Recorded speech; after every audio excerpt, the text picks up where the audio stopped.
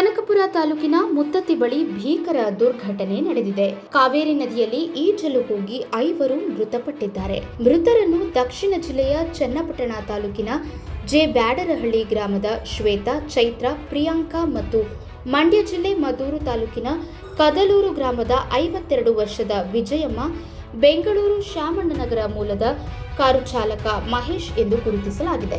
ಬೆಂಗಳೂರಿನಿಂದ ಬುಧವಾರ ಬೆಳಿಗ್ಗೆ ಬಾಡಿಗೆ ಕಾರಿನಲ್ಲಿ ಕನಕಪುರ ತಾಲೂಕಿನ ಕಬ್ಬಾಳು ಗ್ರಾಮದಲ್ಲಿ ಸಂಬಂಧಿಕರ ಬೀಗರ ಊಟ ಕಾರ್ಯಕ್ರಮದಲ್ಲಿ ಭಾಗವಹಿಸಿದ್ದರು. ಊಟ ಮುಗಿಸಿ ವಾಪಸ್ ಬರುವಾಗ ಮುತ್ತತ್ತಿಯ ಆಂಜನೇಯ ಸ್ವಾಮಿಗೆ ಪೂಜೆ ಸಲ್ಲಿಸಲು ಬಂದಿದ್ದರು.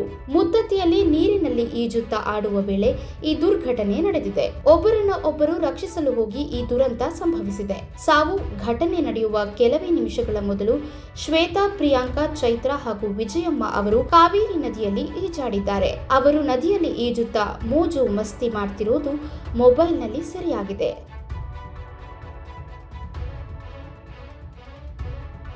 ದುರದೃಷ್ಟವಶಾತ್ ಇದಾದ ಕೆಲವೇ ನಿಮಿಷಗಳಲ್ಲಿ 5 ಜನರು ಸಾವಿಗೀಡಾಗಿದ್ದಾರೆ.